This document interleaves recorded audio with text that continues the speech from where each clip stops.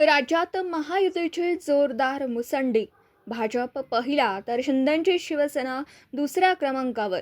आज जिल्हा परिषद आणि पंचायत समिती निवडणुकीचे निकाल येत आहेत. एकूण 12 जिल्हा परिषदांसाठी शनिवारी मतदान झालं होतं. पुणे, सोलापूर, कोल्हापूर, सातारा, छत्रपती संभाजीनगर, सांगली, रायगड, लातूर, रत्नागिरी, धाराशिव, परभणी आणि सिंधुदुर्ग या जिल्हा परिषदांसाठी निवडणूक झाली. 12 जिल्हा परिषदांमध्ये एकूण 461 जागांसाठी निवडणूक झाली.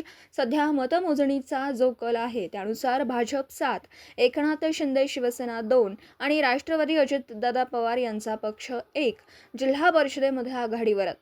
काँग्रेस 2 जिल्हा परिषदांमध्ये आघाडीवर आहेत. यात कोल्हापूर आणि दुसरा लातूर आहे. शरद पवार आणि उद्धव ठाकरे गटाला खातंही उघडता आलेलं नाही. नगर परिषद, महापालिकांप्रमाणे जिल्हा परिषद निवडणुकीतही महायुती सुसाट आहे.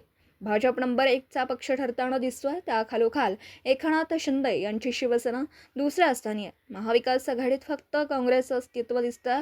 शरद पवार आणि उद्धव ठाकरे गट अपयशी ठरला. 12 जिल्हा परिषदांमध्ये एकूण 461 जागांसाठी निवडणूक झाली. दुपारी 12:40 पर्यंत जे निकाल आलेत त्यानुसार भाजप 170 जागांवर, एकनाथ शिंदे शिवसेना 98 जागी, राष्ट्रवादी काँग्रेस अजितदादा गट 92 जागा आघाडीवर आहे. काँग्रेस 37, उद्धव ठाकरे शिवसेना 24, राष्ट्रवादी शरद पवार पक्ष 16 आणि इतर 24 जागांवर आघाडीवर आहेत.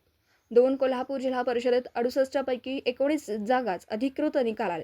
सर्वाधिक 6 जागा काँग्रेसनं जिंकल्यात. राष्ट्रवादी काँग्रेस आणि भाजपनं प्रत्येकी 4 जागा जिंकल्या आहेत.